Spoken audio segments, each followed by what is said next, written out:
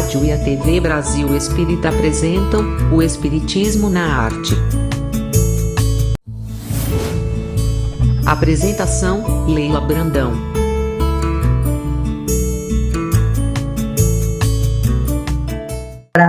Para quem não assistiu o nosso primeiro encontro, que hoje é o hashtag 2, né? Hashtag 2. Estamos no nosso segundo encontro. Esse título foi inspirado num livro publicado pela La Chatre, O Espiritismo na Arte, de vários artigos que Leon Denis escreveu para a Revista Espírita. Foi publicado na Revista Espírita em 1922. E ele falou sobre a arte, os vários tipos de arte, dando a ideia do que seria a arte transcendental. Segundo Denis, a nossa arte na Terra, todas as manifestações artísticas, não passava, naquela época, né, de um pálido reflexo da arte das dimensões maiores da vida. E, inclusive, nós nos lembramos do mito, né, da caverna de Platão, o mito da caverna, escrito por Platão, porque os precursores do espiritismo foram Sócrates, Platão, Aristóteles, conforme está escrito no Evangelho segundo o Espiritismo. Então, no mito da caverna, Platão define bem o que seria esse pálido reflexo que Leon Denis diz da nossa arte, refletindo o que seria uma arte mais grandiosa, uma arte transcendental. E no mito da caverna de Platão, ele diz que a humanidade vê a realidade como se fosse um teatro de sombras. Nesse mito, as pessoas estariam dentro de uma caverna. Nessa caverna, todos eles estavam acorrentados, virados para uma parede, né, de frente para uma parede, e atrás entrava pelo alto uma iluminação. E essa iluminação fazia com que as sombras fossem projetadas na parede. Então, segundo Platão, essa seria a nossa realidade, que a gente não vê da realidade, a gente só vê um pálido reflexo. E é verdade, porque a dimensão da vida é muito maior do que a gente pode imaginar ou possa supor. E como a manifestação artística é uma forma que o sensitivo, porque todo artista é um grande sensitivo, né? Que o sensitivo encontra para refletir a sua realidade, para falar da sua realidade. Assim como o Renoir, eu adoro essa frase de Renoir, sempre a repito, quando ele diz que a verdadeira arte é aquela que nos captura e nos leva para bem longe. E é verdade, né, meus irmãos? Assim como também Van Gogh disse que ele queria a luz que vinha de dentro, ele queria que as cores pudessem refletir as suas emoções. Então, o que ele sentia da vida, ele colocava ali naquele colorido dos seus quadros, que, aliás, é belíssimo, né? Aí botei um banner aqui dos meus modestos quadros também, alguns, né? Porque eu já fiz em número de 310 quadros e me sinto uma copista da natureza. Eu realmente não tenho a minha marca, né? Porque as pessoas que copiam só a natureza, que é o meu caso, que copia as flores, copia as paisagens, inclusive essa aqui eu gosto muito, que é aqui do Rio de Janeiro, essas duas, aliás, 3 estão aqui, quadros, né? Reflete a minha sensibilidade, o espaço onde eu vivo, etc. e tal. E hoje nós vamos falar quantos tipos de manifestações artísticas existem. Considera-se hoje que existam 11 tipos de artes, que são elas: a música, a dança, a pintura, a escultura, o teatro, a literatura, o cinema, a fotografia, as histórias em quadrinhos, que é a HQ, né, jogos eletrônicos e também a arte digital. Que a arte digital é uma coisa hoje belíssima, né? O que você faz com a arte digital é uma coisa maravilhosa. Mas nós colocamos também, o Espiritismo até coloca também, nessas artes, coloca a arte de falar em público, porque a gente necessita muito a falar em público para transmitir os ensinamentos do Cristo, né? Os ensinamentos naquela época eram todos transmitidos de forma oral. E hoje também nós utilizamos muito a oratória, embora nós saibamos que os milhares de livros, agora até digitais também, divulguem muito, mas ainda usamos a oratória como uma arte, a arte de educar, a arte nos relacionamentos e a arte de amar. Na verdade, o Espiritismo nos ensina a arte de amar, né? Na verdade, o projeto de amor de Jesus é o projeto também que os espíritos trouxeram, como diz Conan Doyle, que no século XIX o mundo sofreu feito uma invasão organizada de espíritos para trazer esse caminho que nós devemos percorrer, que é o caminho em direção ao amor, construir o amor no nosso coração, na nossa vida. Mas neste programa, porque são tantas artes, e a gente fica escolhendo assim, várias artes para a gente desenvolver durante o programa. E eu queria muito agradecer, antes de nós iniciarmos a arte do dia de hoje, eu queria muito agradecer as amigas e os amigos que me mandaram por e-mail, me fizeram assim uma observação do meu primeiro programa, dizendo que eu estava muito afundada.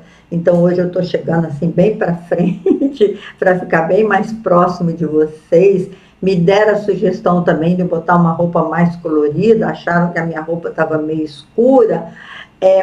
Todos gostaram muito do conteúdo, graças a Deus. Mas esteticamente a gente tem que melhorar, né? A gente tem que apresentar o melhor que a gente sabe, porque Jesus merece muito esse nosso esforço. Todos nós somos voluntários. Até eu convido algum amigo nosso aí que está assistindo o programa, que adora arte, se quiser fazer um banner aqui para eu colocar de fundo no nosso programa da Rádio Brasil Espírita, eu vou agradecer muito, meus irmãos. Quem quiser me mandar um banner, eu vou ficar muito satisfeita. Então, muito obrigado a Carei, que é essa artista, pintora maravilhosa aqui do Rio de Janeiro, também outra artista, poeta, Tereza Cristina, que me deram sugestões de como melhorar o nosso programa. Muito, muito obrigada. Eu conto com vocês também, de todo o país que estiver acessando esses programas, que esse tema é empolgante mesmo, que possa nos ajudar a crescer juntos, a estudar todos os tipos de arte, todas as manifestações artísticas. Mas, enfim, hoje nós vamos falar sobre a arte de educar. Claro que para educar você usa todas as outras artes, né?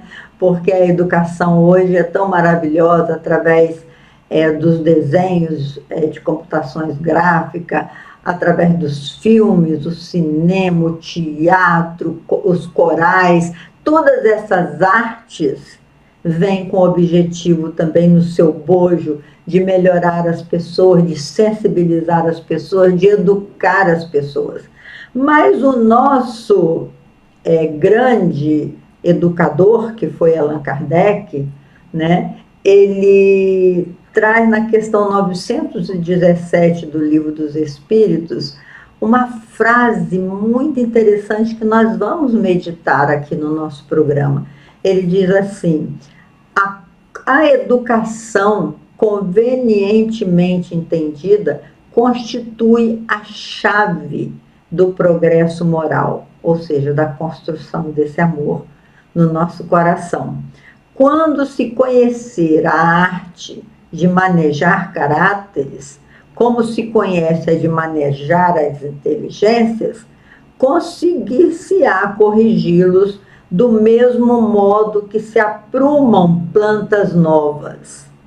Essa arte, porém, exige muito tato, muita experiência e profunda observação. Olha a frase do nosso grande educador. Vai lembrar aquele grande educador também, Bruno Bettelheim, que Bruno Bettelheim ele diz assim: o mais difícil e o mais importante a ser ensinado a um ser humano é o sentido da vida. Para que ele serve, meus irmãos? Todos nós temos uma serventia. E o pessoal diz assim: ah, mas o filho não vem com manual, né? Não tem um manual para educar, não tem um manual para dizer como que ele funciona. E é verdade, porque cada filho, cada ser tem a sua própria trajetória, né? É uma individualidade incrível que vem escrevendo a sua trajetória através de múltiplas personalidades, né? Através de múltiplas existências, que cada existência, a alma imortal, ela assume uma personalidade. Então, nós temos, como nós falamos na semana passada, esses múltiplos fantasmas dentro de nós, né? Somos um verdadeiro condomínio espiritual. Mas aí Kardec diz assim: é preciso essa arte, porque toda arte tem teoria e tem prática. Como diz Picasso, a arte é mais suor do que a inspiração, porque tem a teoria, né, que você precisa aprender todas as técnicas, e a gente tem que aprender todas as técnicas de educação a partir dos grandes educadores que passaram pela Terra, como Rousseau, Claparède, Montessori, Dewey. Como é que chama aquele... Esqueci o nome daquele argentino, né? Mas, assim, são tantos educadores que a gente precisa realmente estudar as técnicas da educação, né? Então, toda arte tem a teoria, que são as técnicas, a metodologia, os métodos, e a prática educacional. Então, por isso Kardec diz que essa arte exige muito tato, muita experiência e profunda observação. Então, para nós termos tato, o tato também vem de contato, né? Quando você abraça as pessoas, né? Você dá as mãos, você dá seu ombro amigo, isso é um contato. Você também precisa desse tato. Tato é o sentimento do toque, né? Toda educação, como diz Kardec, exige tato, mas é também o tato no uso das palavras, no uso da simbologia. Às vezes, a gente fala a coisa certa na hora errada. Aí ele diz assim: fulano não teve tato para falar com ele esse assunto, não teve tato para exemplificar o que era importante exemplificar. Então, o tato, às vezes, a gente fala na hora certa a coisa errada. Também faltou tato. A coisa certa na hora errada, a coisa errada na hora certa. Então, é preciso ter tato para educar.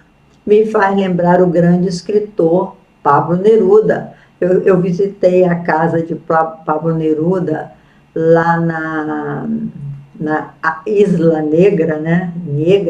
Isla Negra, lá em Santiago do Chile, porque eu tive uma filha que morou lá por algum tempo.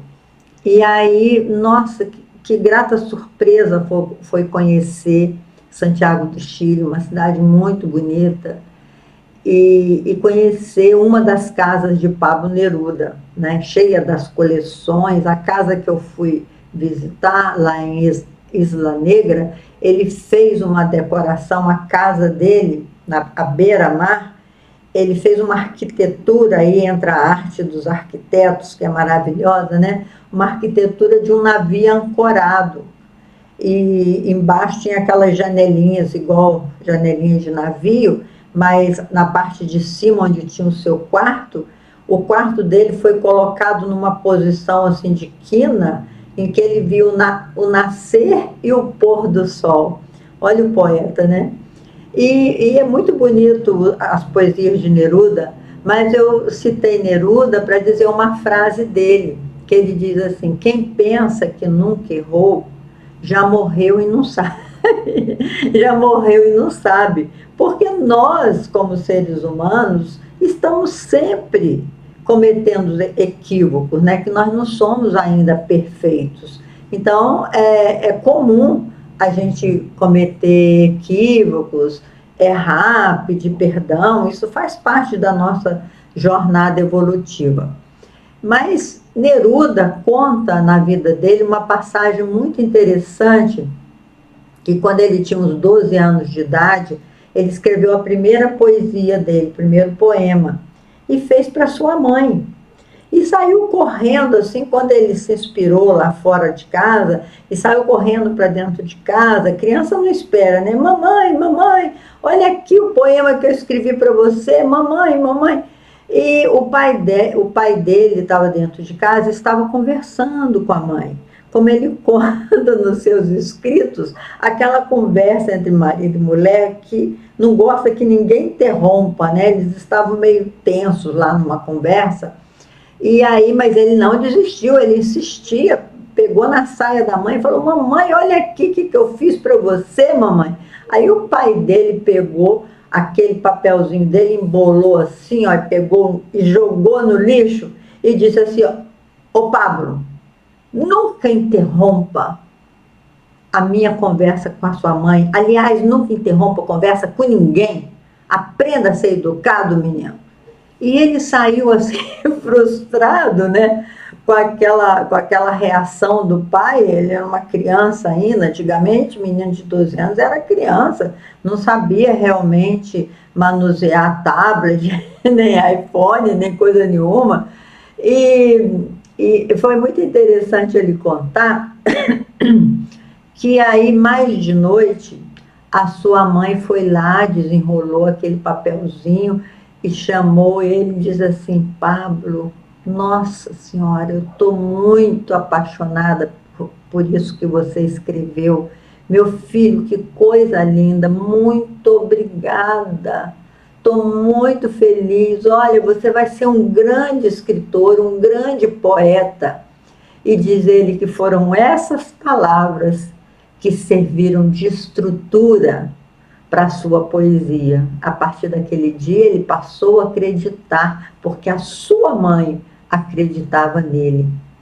Então, esse é o tato, é falar a coisa certa na hora certa, o que a gente chama na pedagogia do ensino ocasional, né? Ela aproveitou aquela ocasião para valorizar o trabalho do seu filho. E o seu pai realmente não teve nenhum tato. Então, para educar, meus irmãos, é necessário que a gente tenha, que a gente busque esse tato, né? Que a gente consiga falar a coisa certa, na hora certa, agir na hora certa, com coerência, né? Assim, e outra, como Kardec fala, muita experiência. Como que nós vamos adquirir experiência se a gente começa a se autoeducar, né, na fase adulta? Aí nós podemos ter mais experiência, buscar grandes mestres e estudar, né, desenvolver a nossa inteligência nesse sentido de nos tornarmos melhores. Mas quando a gente fala de educar os filhos, criar caráteres, né, fazer com que a gente apruma essa plantinha, né, coloque-a na posição ideal. Se nós não temos muita experiência, a gente é jovem, não tem muita experiência, arruma um filho, ele não vem com manual, como adquirir experiência? A experiência é através do estudo. Nós temos que estudar. Quando a gente faz opção por ter um filho, ou para educar na escola, né? Quando a gente faz essa opção, ou nos autoeducarmos, essa é a experiência mais fantástica da autoeducação, a mudar o rumo, né? Como fez Paulo de Tarso, coisa linda, depois que Paulo de Tarso conheceu Jesus, ele deu uma guinada na sua vida, né? Uma volta de 360 graus, ele até mudou de nome para assumir uma nova postura, uma nova atitude diante da vida. Então, para nós adquirirmos experiência, a gente tem que fazer um esforço nesse sentido, no sentido de compreender aonde que a gente quer ir, né? Estabelecer uma meta, estabelecer prioridades. Qual é a prioridade na educação dos meus filhos? O que eu desejo para esse ser que Deus me confiou, né? E que Ele acreditou que eu pudesse orientá-lo no bem, tirá-lo talvez, fazer com que ele recomece uma vida compreendendo o próprio sentido da existência, sabendo para que ele serve, por que ele está no mundo. E aí Kardec conclui essa frase dizendo que é preciso ter profunda observação. Observar com cuidado. Deixa eu ver aqui o horário, eu não posso perder o horário. Observar com cuidado cada pessoa que você deseja educar, criar novos hábitos, né, para essa criatura, ensiná-la a pensar, como diz Rubem Alves, educar é ensinar a pensar. Se a gente não coloca coisas novas no nosso pensamento, nós vamos ficar pensando só naquelas crenças antigas, como nós falamos outrora, não é assim? Então, a observação é fundamental, a observação. Então, vou contar uma história, aproveitando esse finalzinho do programa, contar uma história para vocês de um grande escritor. Todo grande escritor é grande educador, porque ele escreve sobre as suas emoções, sobre as suas vivências, que tem dentro e fora dele, né? É um ser que cria para que nós entendamos o sentido da vida. E esse grande escritor chama Hermann Hesse. Hermann Hesse nasceu em julho de 1877 e morreu em agosto de 1962, aos 85 anos. Ele se notabilizou pelo livro O Lobo da Estepe, O Jogo das Contas de Vidro, todos livros muito filosóficos. Mas o que nós vamos contar hoje é um pequeno romance que eu li dele, que me falou muito profundamente, por isso que eu acho que foi uma grande obra de arte, que ele chamou Siddhartha. O romance dele se chamou Siddhartha. Inspirado, claro, no grande mestre budista, o grande avatar, Siddhartha Gautama, que se tornou um iluminado, Buda, o iluminado, né? E ele conta, esse Siddhartha de Hermann Hesse tem uma coisa parecida. Ele largou o seu povoado, saiu pelo mundo, porque ele esteve em vários mosteiros tentando ser um missionário budista também. Ele foi em vários mosteiros tentando se iluminar, se tornar uma pessoa, um monge, né? Se tornar um monge capaz de conquistar corações para Deus, digamos assim. E esse Siddhartha era jovenzinho, só que ele não conseguiu se encontrar em nenhum mosteiro que ele ficou, ele conseguiu se encontrar. Então ele saiu pelo mundo. Eu falei, quem sabe eu passeando pelo mundo, né, a história desse Siddhartha de Hermann Hesse, a gente passeando pelo mundo, eu vou encontrar a razão da vida, o sentido da vida. E aí ele se apaixonou por uma mulher. Ele chegou num povoado Isso assim é o resumo da história, né? Ele se apaixonou perdidamente por uma mulher. Aí ele fala, ai meu Deus, eu acho que eu encontrei a minha vida, é o lado dessa criatura.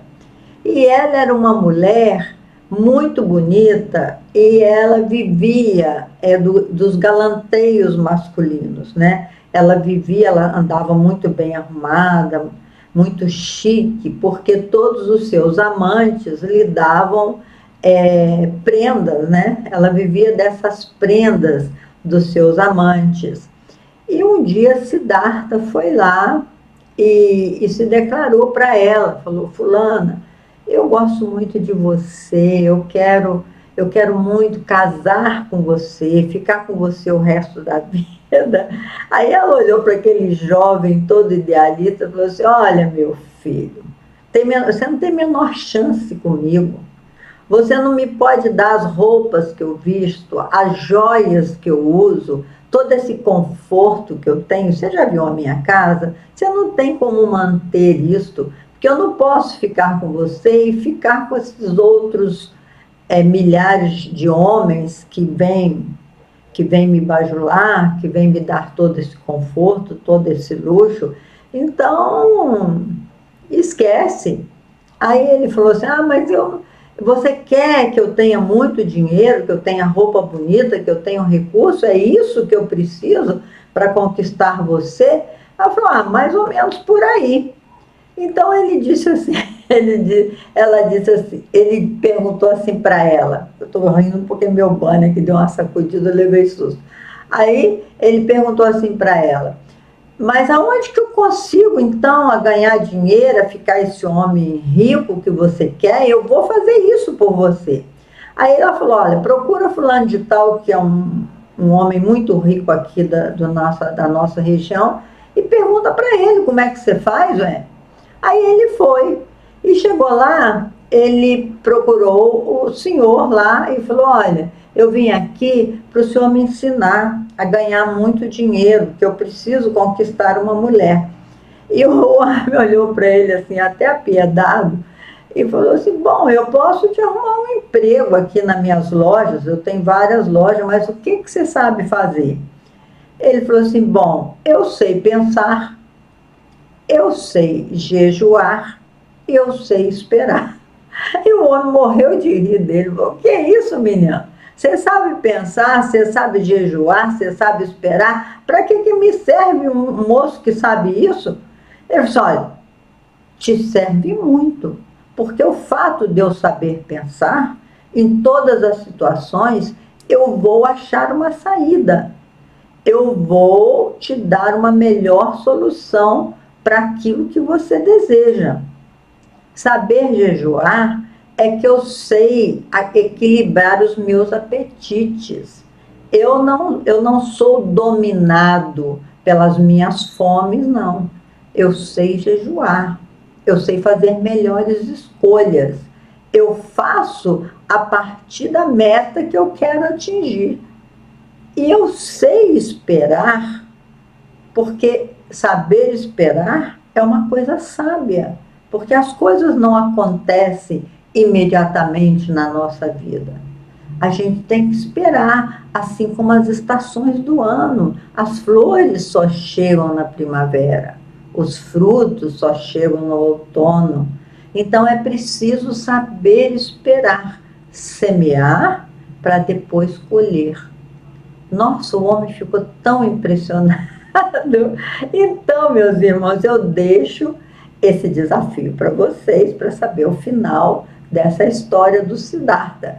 Mas só por esse diálogo dele com esse magnata do dinheiro, né, dá para entender o que será, né, esse rapaz que sabe pensar, que sabe jejuar e que sabe esperar. Então, a educação é muito por aí.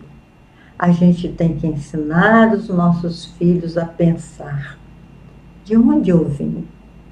O que eu estou fazendo aqui? Para que serve a minha vida?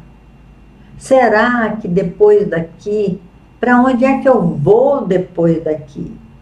A vida não pode ser apenas essa existência terrena. A vida é muito maior do que isso tudo. Uma certa feita, deixa eu ver meu horário. Não, já estamos passando do horário, meus amigos. Então nós vamos terminar pedindo a Jesus que abençoe, que dê um soninho muito maravilhoso para vocês e que a gente possa se encontrar aqui na próxima sexta-feira para estudarmos o Espiritismo na arte com esses amigos espirituais que nos acompanham. Que Jesus nos abençoe e nos proteja hoje e sempre. Muita paz.